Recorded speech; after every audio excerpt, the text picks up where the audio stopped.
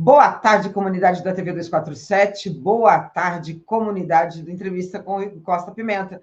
Eu sou a Andréa Truz, hoje estou aqui com vocês para mais um programa, pedindo a todas as pessoas que chegarem aqui, deixem um like, por favor, compartilhem. Se possível, ficar conosco até o final da nossa programação. Quem estiver no X em algum momento, venham para cá, se inscreva no canal, quem não for inscrito, deixar um like também. É muito importante a inscrição, o like e a participação de vocês também.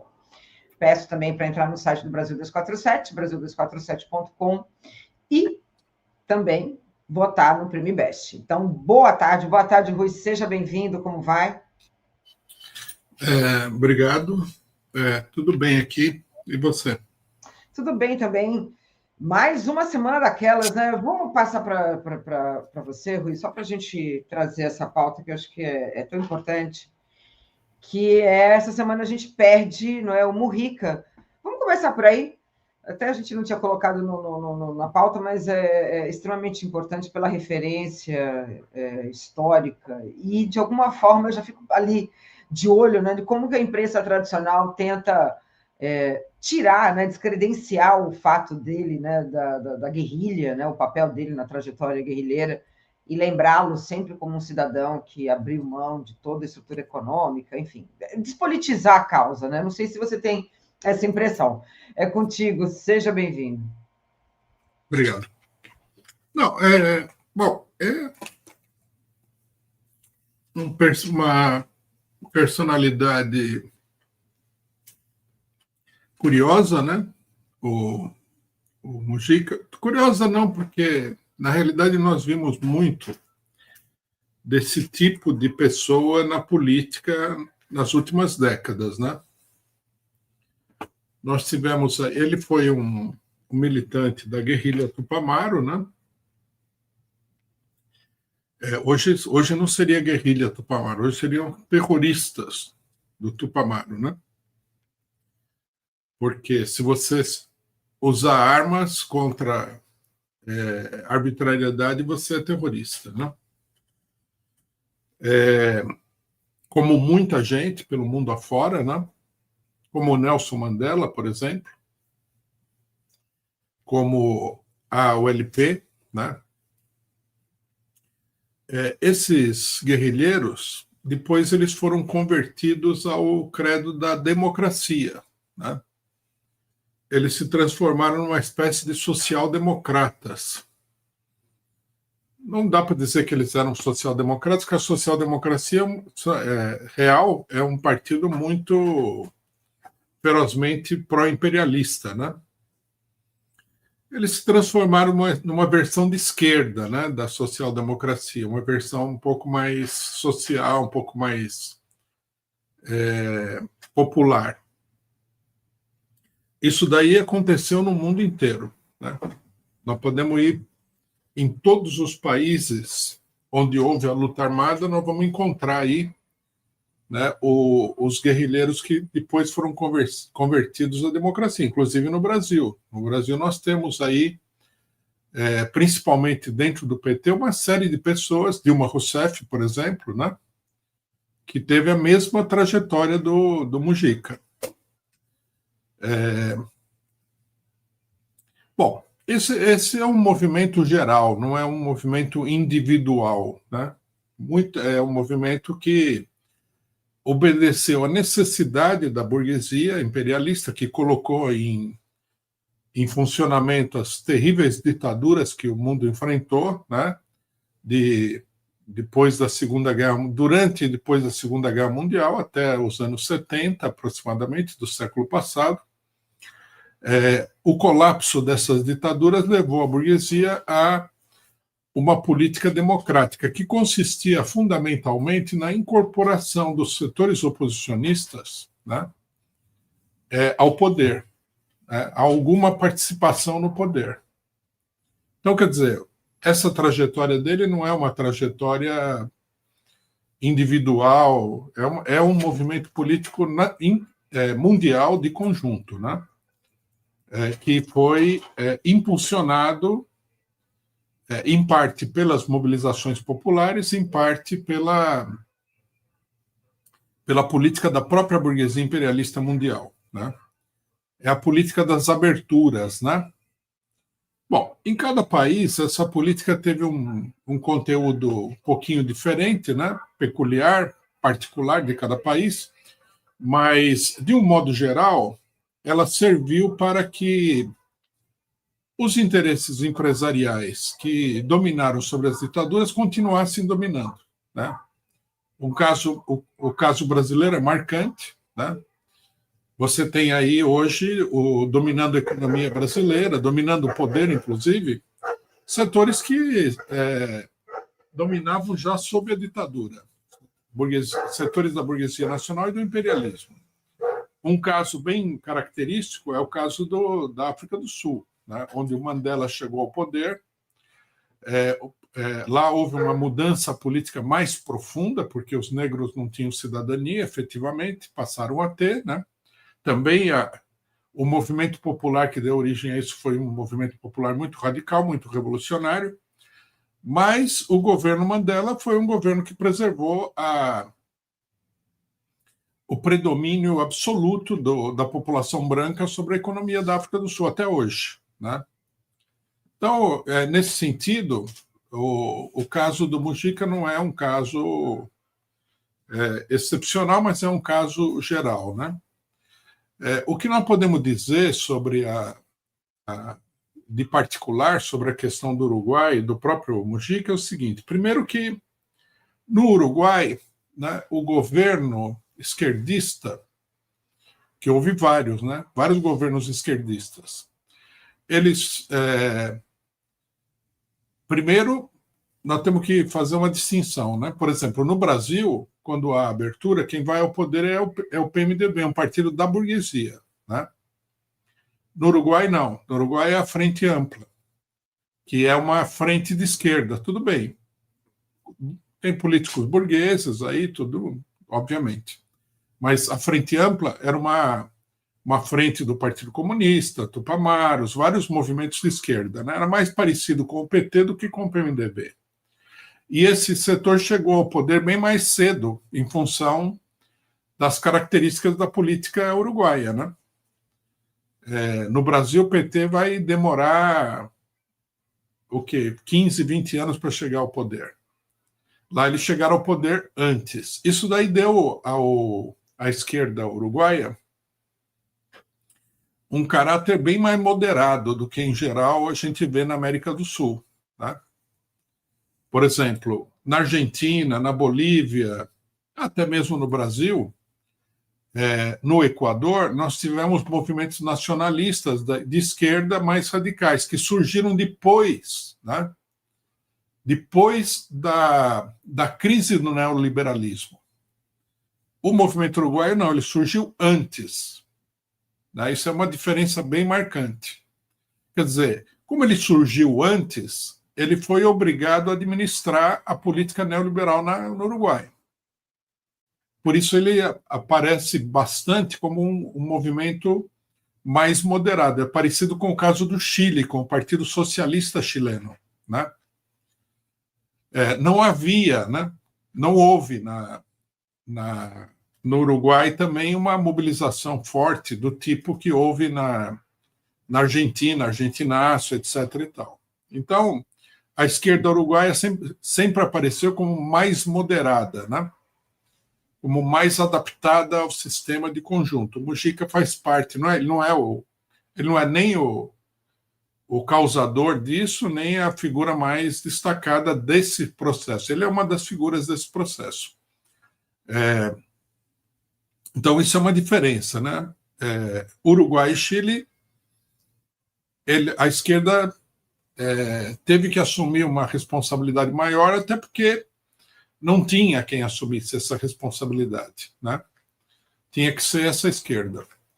Bom, agora, com relação ao caráter individual do Mujica, é o seguinte: ele, logicamente que ele é uma pessoa, ele foi um político, né, nessa segunda fase muito moderado, né, muito adaptado ao sistema, mas ele se destacava por essa campanha dele contra o chamado consumismo, né?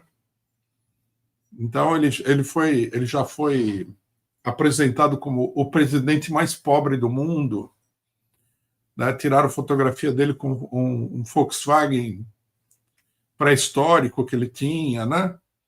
E assim por diante.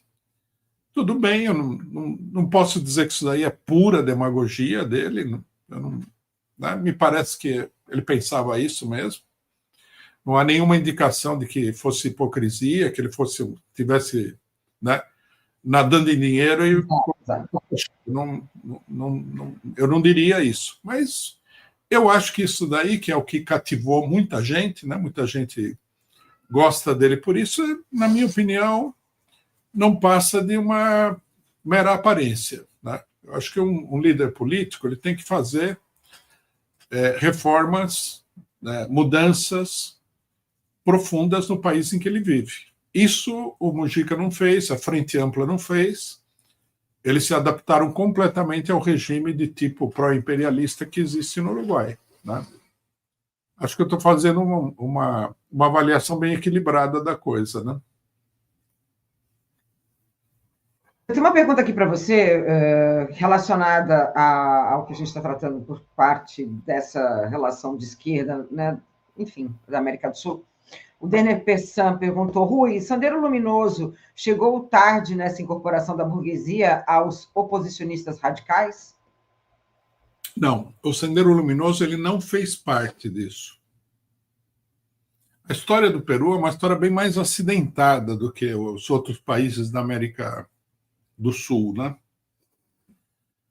Bolívia e Peru têm peculiaridades aí que a gente precisa destacar, né? O Sendero Luminoso ele surge não, primeiro uma organização bem antiga, né? Existia na época da ditadura uma organização maoísta, assim, vamos dizer, genuína, né? Quer dizer, eles realmente defendiam o programa do maoísmo, que é o programa que muitas organizações maoístas defenderam no mundo todo, que era a política da guerra popular prolongada. Na época, o pessoal usava uma sigla, GPP, né? Que era a política dos maoístas, que é a ideia de que você começa uma guerrilha rural, né?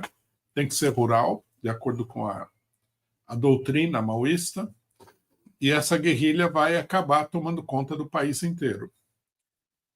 O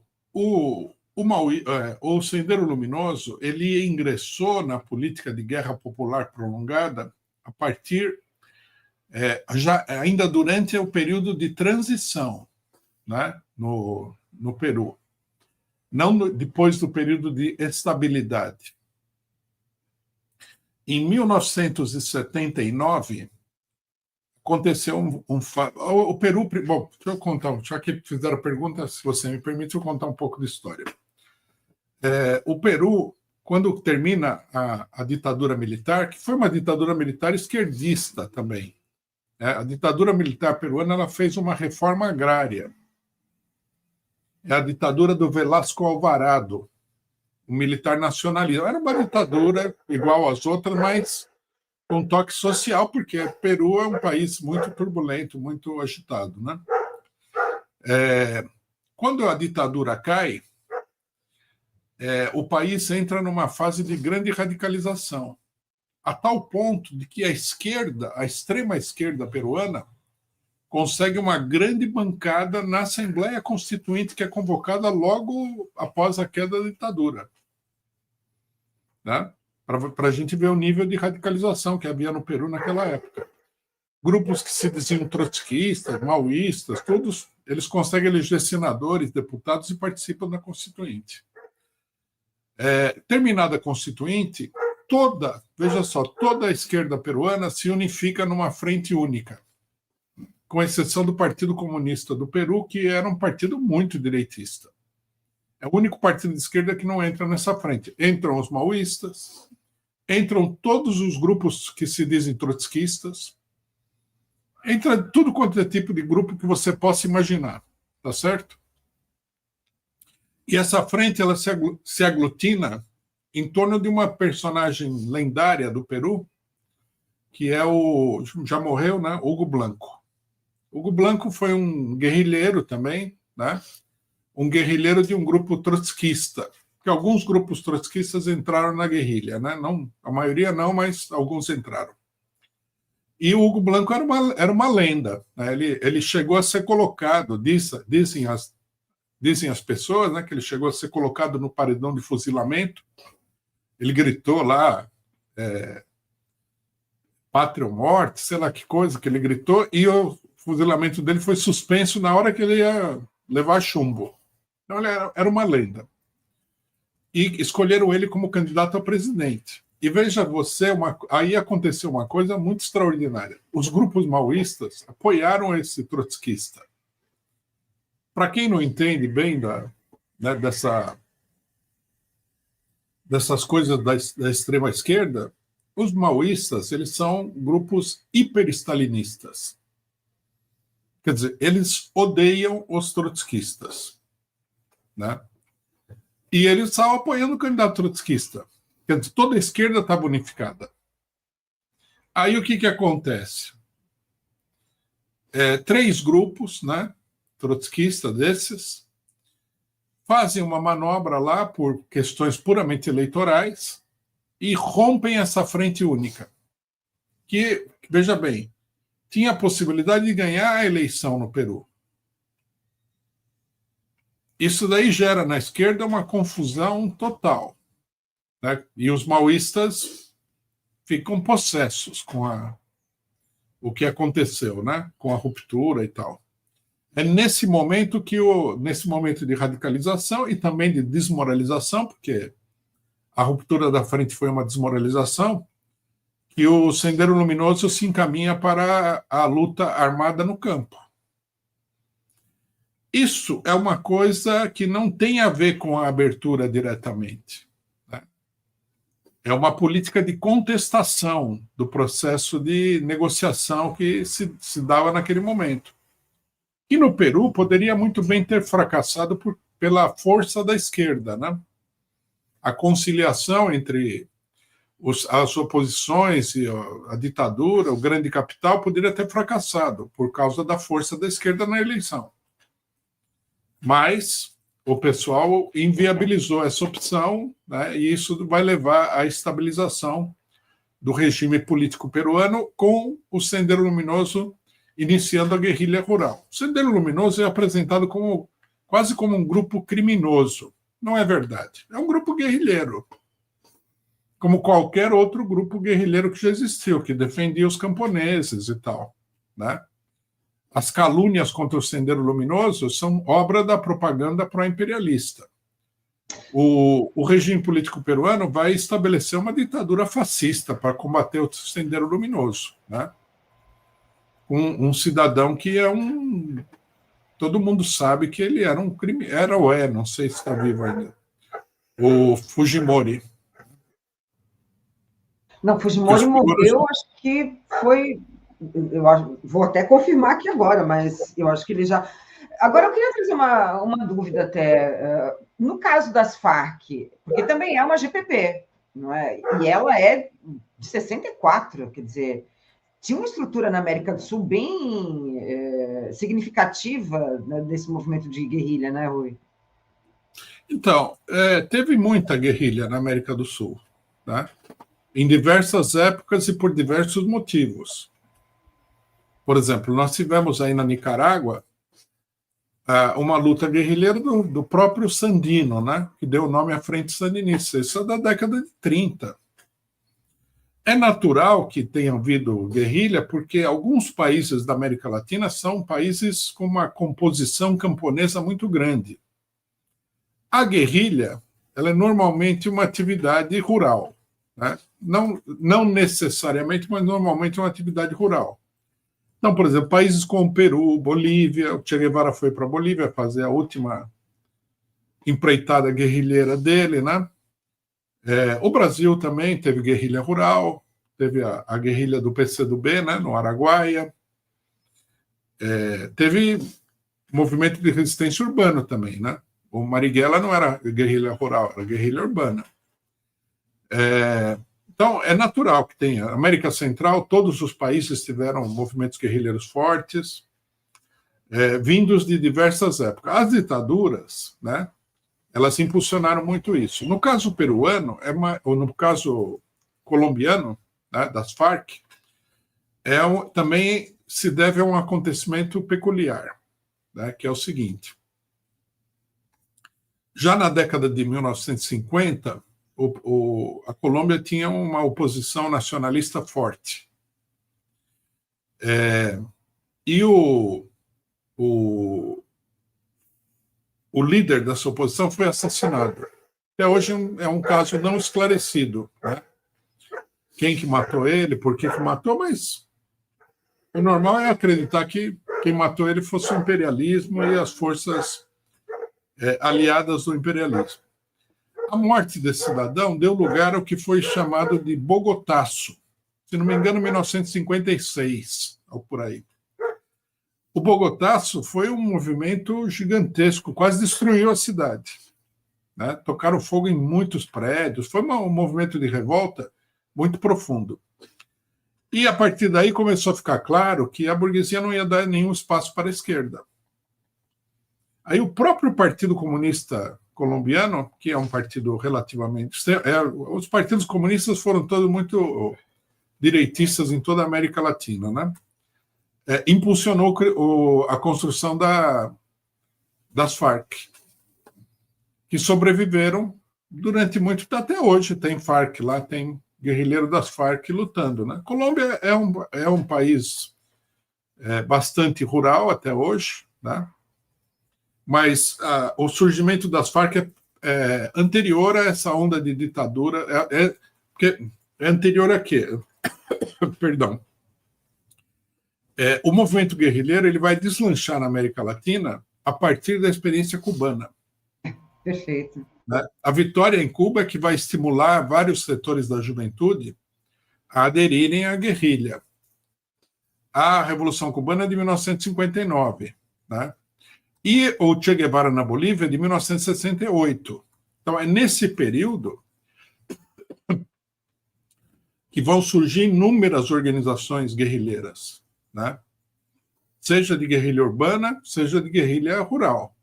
Aí vai depender do país. Na Argentina, por exemplo, teve um movimento guerrilheiro que era predominantemente urbano, os montoneiros, né? A Argentina teve, na verdade, vários, né? Teve os montoneiros, teve o ERP, o Exército Revolucionário do Povo, e esses movimentos não eram rurais. Porque na Argentina não é... Tem, logicamente, uma economia rural, mas não é típica como o Peru, a Bolívia, né? Então, quer dizer, o movimento do Sendero é posterior a essa onda e o movimento das Farc é anterior. Exato, perfeito. Agora, comentaram aqui da Coluna Prestes. A Coluna Prestes ela é um movimento do Exército, não é? Ela não se encaixa como um movimento de guerrilha, né, Rui? Não, ele é um movimento guerrilheiro. Também sim. Era um movimento de guerrilha. Porque, assim, eu via dentro de uma perspectiva de um braço do Exército na década de 20, que era realmente mais à esquerda, não é? Não, tudo bem. A guerrilha foi levada adiante por militares, né? Luiz Carlos Prestes, Miguel Costa e outros que participaram aí, Juarez Távora, né? Todos eles eram oficiais. Não, o Miguel Costa era da Força Pública de São Paulo, mas a maioria eram oficiais do Exército Brasileiro. Mas isso daí não muda, né? O fato deles terem origem militar não muda o caráter do movimento. A Coluna Prestes é um resultado da Revolução de 1924 em São Paulo, né? Que foi... É desconhecida essa Revolução de São Paulo, dos tenentes, né? Mas foi muito importante, com vários combates de rua em São Paulo. A população da cidade de São Paulo nem tem ideia do que aconteceu aqui, né? Do enfrentamento entre as forças oficiais da República Velha e das forças rebeldes, né? Eles chegaram, inclusive, a dominar toda a cidade, os rebeldes, né? Dominaram a principal cidade do país, para a gente ter uma ideia. Aí o Prestes ele levou adiante esse movimento que foi um movimento guerrilheiro. Mas aqui a gente deve dizer o seguinte: não é apenas um movimento guerrilheiro. Ele é, na verdade, uma espécie de precursor dos movimentos guerrilheiros. O Prestes, nesse sentido, ele é um pioneiro. Né? É interessante porque eu sempre via a Coluna Prestes como um movimento muito intenso. Mas, agora, essa questão da guerrilha, você vê como traz esse apagamento histórico, né, de uma forma muito latente, pela nossa produção histórica também. Né?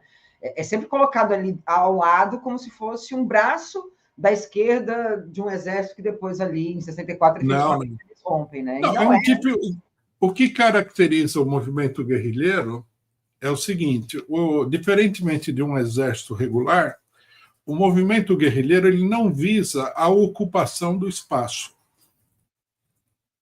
Tá certo? Ele ataca e ele se movimenta.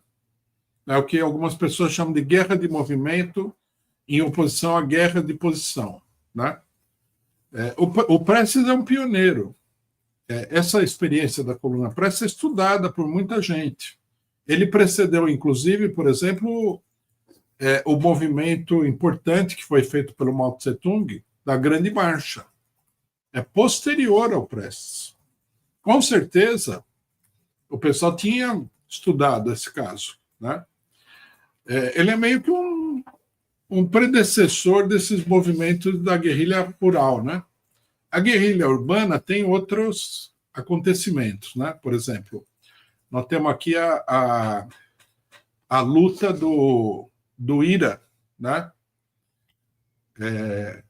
Antes da Segunda Guerra Mundial, né? Não o IRA de Belfast, que levou adiante uma guerrilha urbana, se transformou em guerra civil e derrotou os ingleses. Né? Mas esse tipo de guerrilha que ataca e se desloca e tal, o Prestes é um pioneiro disso. É muito importante e é um episódio chave da história do Brasil. Né? Porque a coluna Prestes é o último acontecimento antes da queda da República Velha. Ele teve uma importância muito grande, né, no colapso do regime da República Velha, da Revolução de 30 e tal.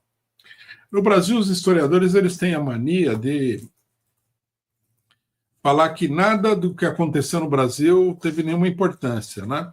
Então, falar, Revolução de 30 não foi uma verdadeira revolução. Não, veja bem, foi precedido por vários movimentos revolucionários. Como assim não foi uma verdadeira revolução?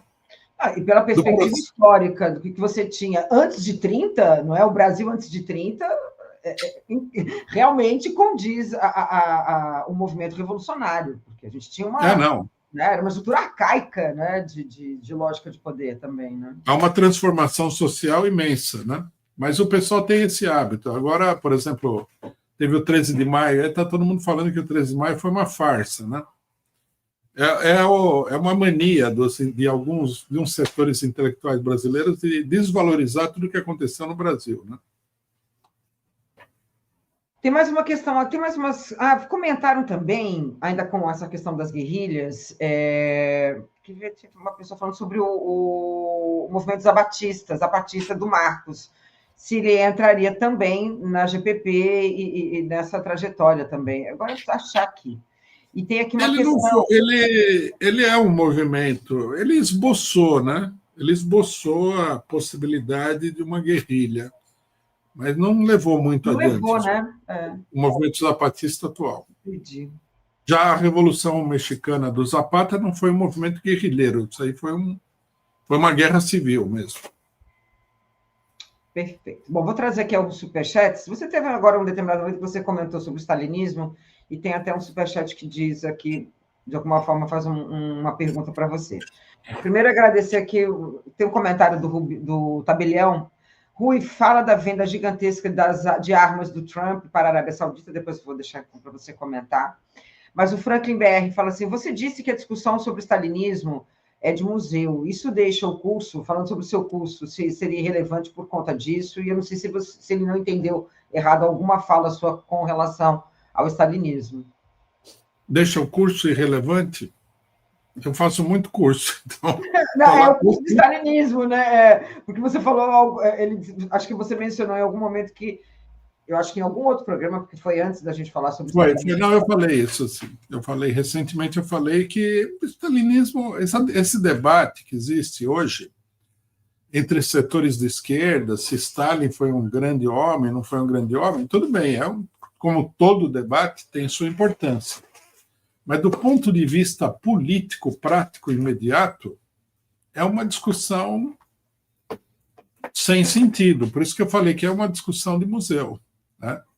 Por exemplo, há pessoas aí que vêm de uma cultura ou de uma militância stalinista, né, que defendem o Stalin. Nós fizemos um ato aqui no sábado, né, pela vitória da União Soviética sobre o nazismo, os 80 anos, e 2 oradores defenderam a política do Stalin.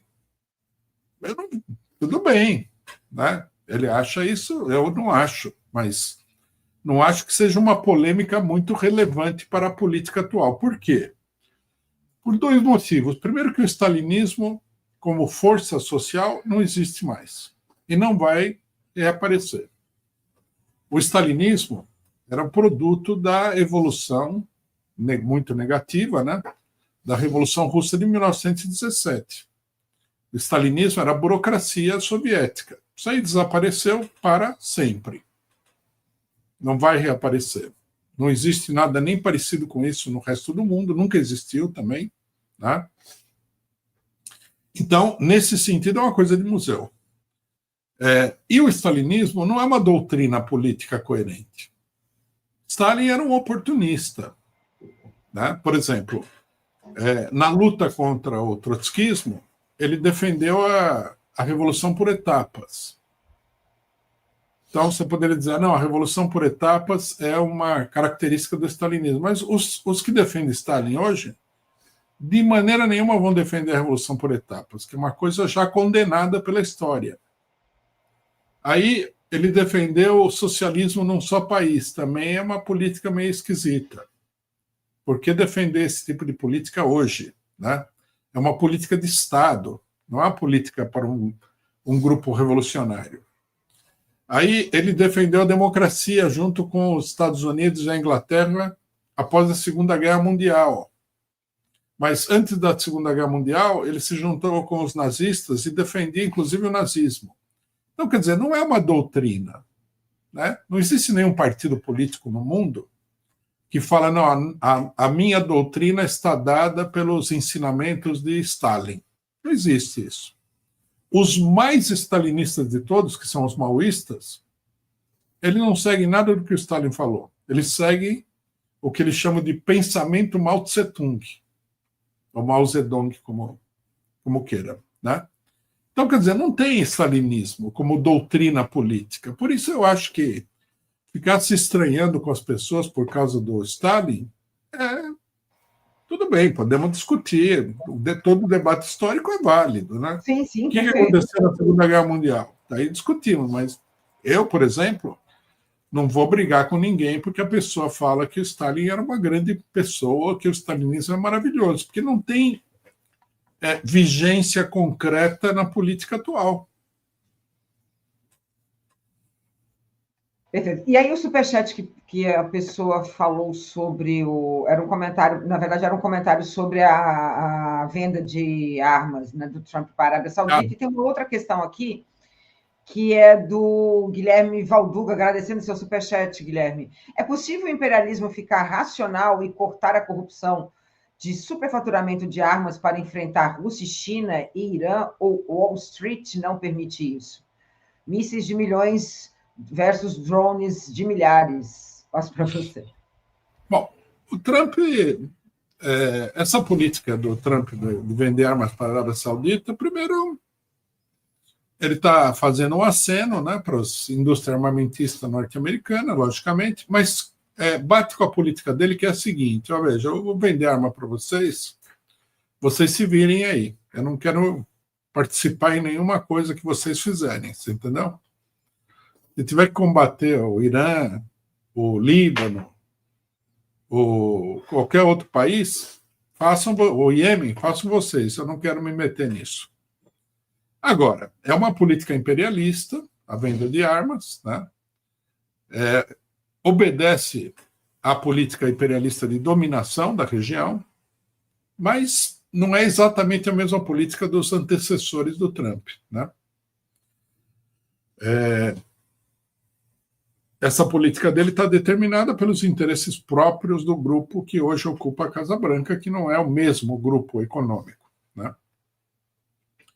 Com relação à mudança na política de armamentos, pode acontecer. Se a situação ficar muito difícil, né, não há dúvida de que um governo poderia intervir na indústria armamentista e provocar uma mudança para se defender. É até natural. Não acho que vai acontecer agora, não acho que esteja acontecendo isso, não acho que eles estão fazendo essa mudança. Mas eles podem, no futuro, dependendo das circunstâncias, eles podem adotar uma política como essa. Muito bem. Agora, só para a gente fechar essa primeira parte aqui de comentários, também teve um aqui que eu achei bem interessante. O João Carlos Rui, obviamente, porque tem aí, eu acho que uma crítica muito forte. É possível um governo efetivamente de esquerda num Estado liberal burguês? Bom, depende do que nós estamos chamando de governo de esquerda, né? O Estado, ele é uma organização da classe dominante. A esquerda se confunde porque nós tivemos experiências aí que são, digamos assim, uma distorção na política burguesa, vamos chamar assim, que é, por exemplo, o estado de bem-estar social, ou governos nacionalistas que estatizaram uma boa parte da economia, etc. e tal, né? Nada disso altera a natureza do Estado, mas leva as pessoas a acreditar que o Estado pode ser um instrumento de progresso, de bem-estar da população e tudo mais. É uma miragem isso, né? O estado de bem-estar social, ele foi colocado para evitar, né, a revolta dos trabalhadores. Depois da Segunda Guerra Mundial, o imperialismo muito enfraquecido colocou em marcha, né, um conjunto de benefícios sociais para servir como amortecedor da luta de classes. Então, nós não devemos confundir esse mecanismo de contenção com uma verdadeira reforma em favor do povo, que não é a mesma coisa. Tanto que a hora que eles sentiram que a situação havia mudado, eles aboliram tudo isso. Não existe mais. Desmantelaram o estado de bem-estar social em todos os lugares, ou estão desmantelando cada vez mais, né? E o nacionalismo é a mesma coisa. O nacionalismo é um setor da burguesia que procura se defender do imperialismo. A estatização e medidas de reforma social é para conseguir o apoio popular para essa luta na qual a burguesia nacional é muito fraca diante do imperialismo. Então, quer dizer, o Estado é o Estado da classe dominante, né? A gente não pode se confundir em relação a isso. Engels havia dito que o governo é o comitê central dos interesses da burguesia, né? O governo do Estado burguês. E é assim, né? Nenhum governo de esquerda vai poder contrariar de uma maneira profunda os interesses dos capitalistas. Veja o governo Lula, né? O governo Lula, por exemplo, não conseguiu nem reduzir a taxa de juros, que é muito pouca coisa, vamos falar que é verdade. Então, você governa, né? A doutrina do PT seria assim, bom, vamos governar e fazer alguma coisa, né? Aí, digamos assim, a extensão dessa alguma coisa que vai variar na avaliação de cada pessoa. Eu acho que é muito pouca coisa. O balanço que eu faço do período que vai desde do fim dos governos militares em 85 até hoje, nós estamos em 25, né? Dá 40 anos, não é isso? 40 anos. muito negativo. O país andou para trás, a burguesia se enriqueceu extraordinariamente, a população brasileira vive numa miséria inaudita, né? Nós estávamos fazendo ontem uns cálculos aqui, e veja, a pobreza no Brasil é mais de 120 milhões de pessoas. É um espetáculo, assim, terrível de se assistir. Quer dizer, o governo do PT, que levou adiante uma política reformista, não conseguiu, né, modificar esse quadro pavoroso. Não conseguiu. A indústria brasileira retrocedeu, é uma das causas dessa miséria espantosa que existe no Brasil. É isso. Eu acho que a experiência do PT é importante para mostrar os limites, né, da experiência reformista. Não vai mudar o Brasil. Aí alguém pode falar, não, mas o Lula... Não, o Lula... Minha opinião sobre o Lula é que, em relação à política reformista, ele é uma pessoa bem intencionada. Se ele não tivesse aí uma série de limitações, ele faria mais. Mas não consegue fazer. É simples assim, né? Você tem uma não adianta pegar de pessoa, ninguém vai fazer melhor do que ele nessas circunstâncias. Eu queria também agradecer o superchat do Will Boente. Ele falou: CPI das bets, uma farsa, famosos ganhando muito dinheiro em cima dos pobres, e o que fazer para acabar com isso? Obrigada pelo seu superchat. Eu acho que isso também mostra. Falando sobre a CPI das bets nessa semana, né? Das bets. CPI das bets. E aquilo ali foi um espetáculo, né? Uma farsa absurda, porque, de alguma maneira, você tinha ali tietagem por parte de senadores. Olha, eu vou te falar. Mas, veja, a gente tem que tomar cuidado, porque isso daí é uma política moral, tá certo? A condenação do jogo é uma coisa religiosa. E, primeiro, que não impede ninguém de jogar. Né? Eu nasci no Brasil, morei a maior parte do tempo aqui, e todo mundo joga, todo mundo aposta, né? De várias maneiras diferentes. É impossível de conter. É como a prostituição. A proibição da prostituição é uma coisa moral, mas que não surte efeito nenhum. Aí a pessoa fala assim, bom, mas essas empresas de apostas acabam tirando dinheiro da população. Tudo bem. É um problema. É um problema social, mas não vai ser resolvido pela proibição. Né? O problema é o capitalismo. Não adianta você querer ter um capitalismo moral. Agora, eu acho que a política moral em si é um problema. A política não tem que ser moral. A política, né, o direito, ele tem que, primeiro, nós temos que lutar pelo direito das pessoas, né, pela liberdade das pessoas, e nós temos que evitar o excesso. Temos que limitar ao máximo a opressão estatal. Né? Não acho que a gente tenha que, por exemplo, leis como proibição do aborto, proibição da prostituição, proibição das drogas, proibição do álcool, proibição do jogo, tudo política moral. Isso só leva a uma maior opressão da população. Nós temos que ser contra a política moral. Esses dias estava até o Kataguiri, né, fazendo ali cada situação, né, ele lá contra a prostituição de rua, enfim, é difícil. Rui, eles querem proibir a prostituição. Isso aí não vai acabar com a prostituição que existe há, sei lá, quase 10 mil anos, e o que vai é tornar a vida das pessoas mais difícil, muito comum. O cidadão joga, pô. O que nós temos a ver com isso, diretamente? Se a empresa de jogos não é uma empresa fraudulenta, se é fraudulenta, o Estado deve agir, né? Deixa jogar baralho aí. O faturamento é muito... Olha, o Rafa falou assim, se a galera... teve uma outra questão, eu já vou ler também para a gente, que é um outro superchat, mas o Rafa falou assim, e aí, galera, quais são os planos para eleger um congresso mais à esquerda?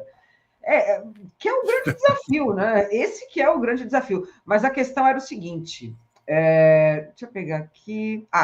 O Christian Rock Classics. A esquerda de hoje estaria contra Prestes e a favor do status quo, né? Como faz hoje, né, com essa relação do STF contra os trabalhadores. E tinha uma outra também, com a questão da China.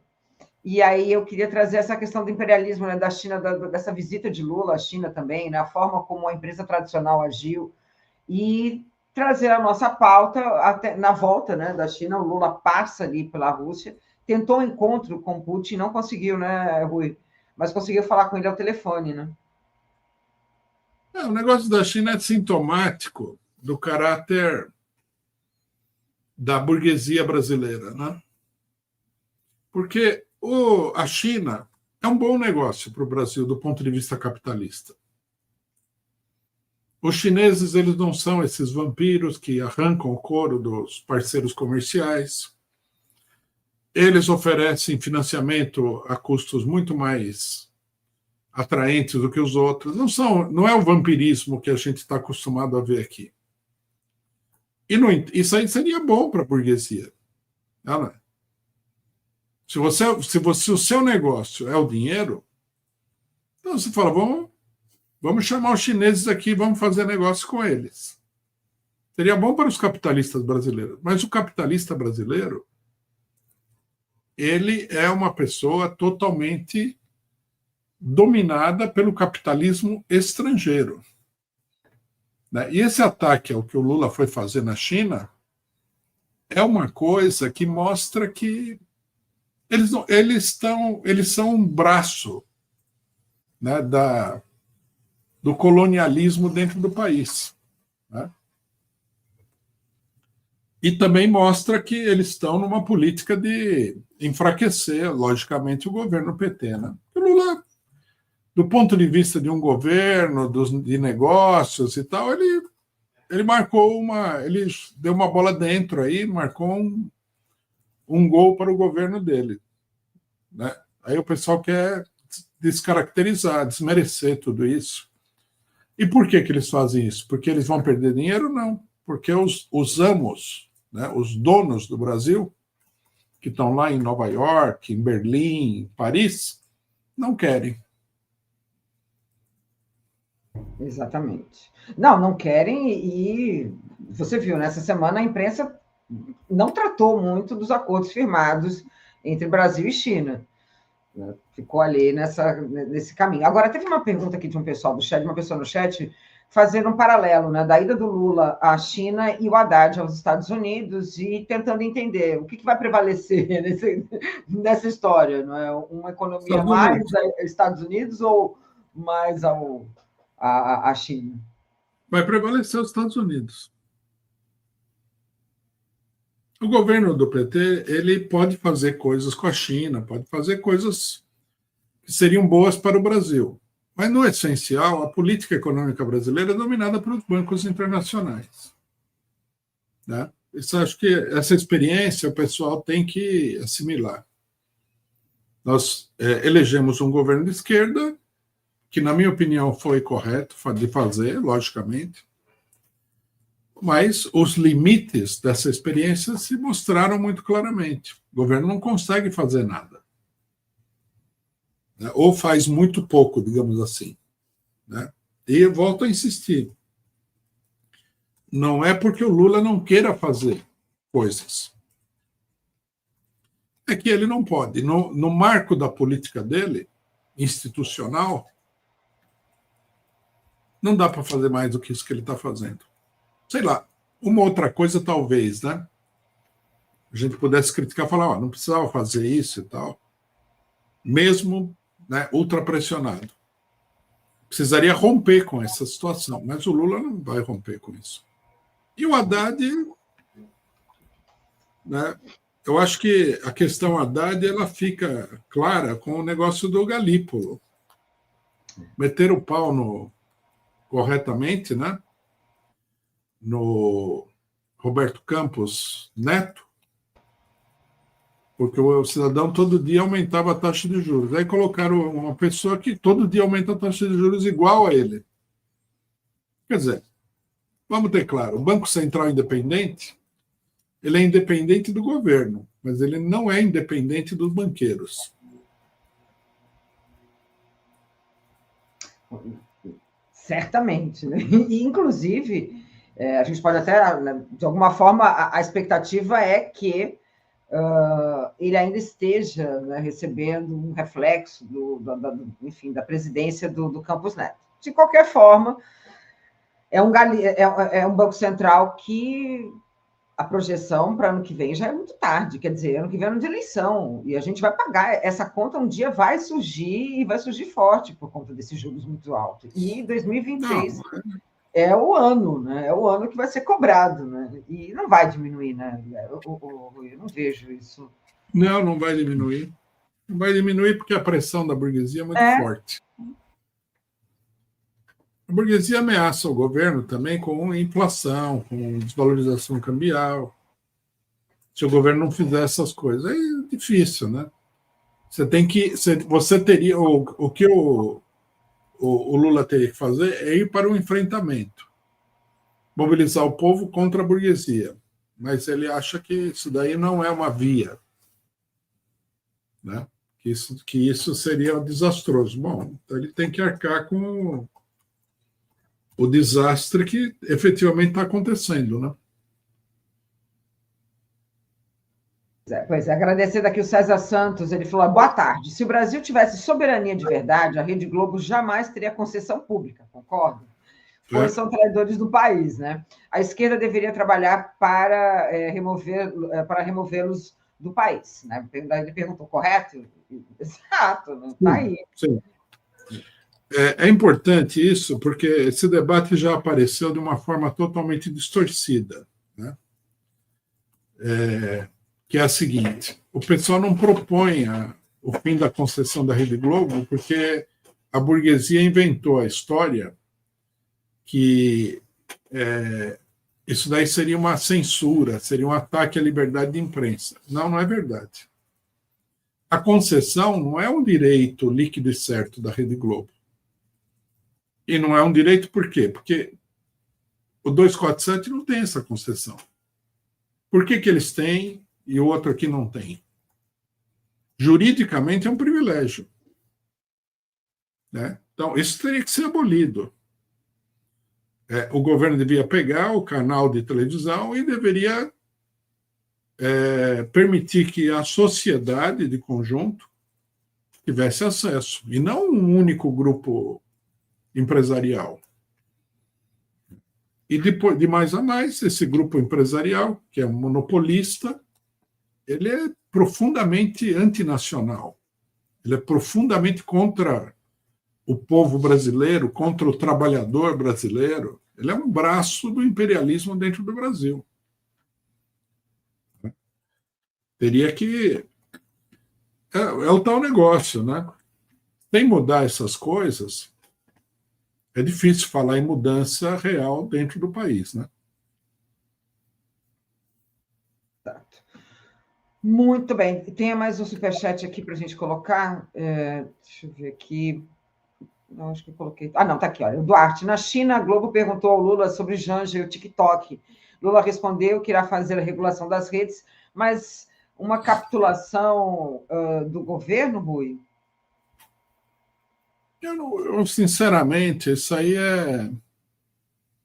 é uma futrica, né, da imprensa. O que eles querem... Eu entendi assim, né? Eu não li profundamente o que aconteceu, porque esse é um negócio meio besta, né? Eles querem dar a entender de que o Lula está chamando a ditadura chinesa para reprimir no Brasil, sendo que eles são favoráveis a censurar as redes sociais. Mas tudo é motivo, né, para atacar o governo do PT. Com certeza, né? E quando não acham, encontram sempre, né? As primeiras, no caso agora a primeira-dama, a Janja, mas a Marisa também sofreu muito. A gente está indo para o final. A Janja é um alvo desse pessoal, né? Tá certo que ela faz umas coisas meio esquisitas, mas o pessoal já percebeu que é um alvo, né? Um flanco exposto do governo e é necessário atacar por aí. Perfeito. E para a gente fechar, a negociação entre Ucrânia e Rússia, né, terminou em Istambul. Os russos saíram satisfeitos e eu passo para você.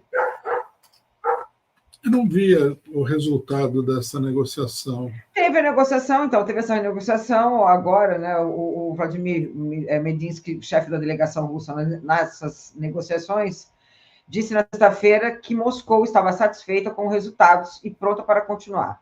Então, ele afirmou que Rússia e Ucrânia concordam em trocar 1.000 prisioneiros de guerra nos próximos dias. Os negociadores russos e ucranianos estiveram em Istambul na sexta-feira, né? E ali eles fizeram várias conversas de paz diretas em mais de 3 anos. E pelo menos esse caminho já saiu, que são essas trocas de presos, de prisioneiros de guerra. Troca de prisioneiros. O comunicado oficial do governo do governo russo fala que, em terceiro lugar, concordamos que cada lado apresentará sua visão de um possível futuro cessar-fogo, estabelecendo a situação em detalhe. Eu acho que a pressão, isso aí tem a ver com a pressão que o Trump faz sobre a Ucrânia, né?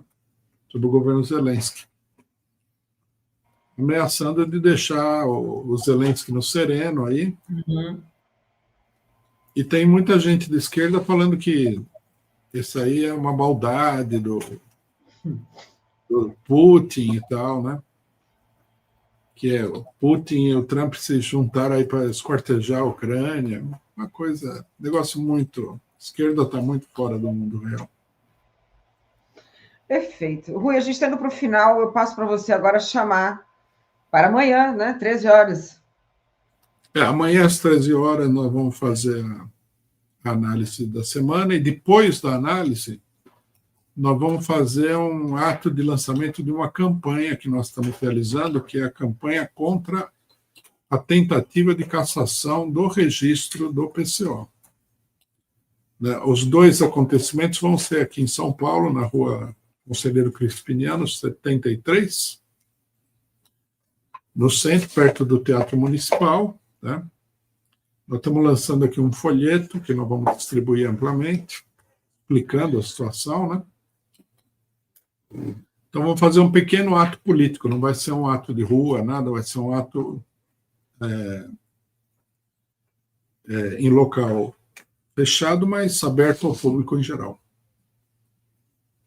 Perfeito. Gente, então, olha só, acabando aqui mais uma conversa com o Rui Costa Pimenta. Rui, muitíssimo obrigada.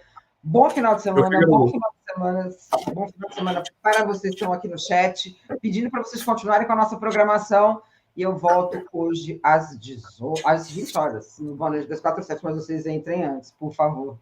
Beijo para todo mundo, até logo, tchau, tchau. Um abraço.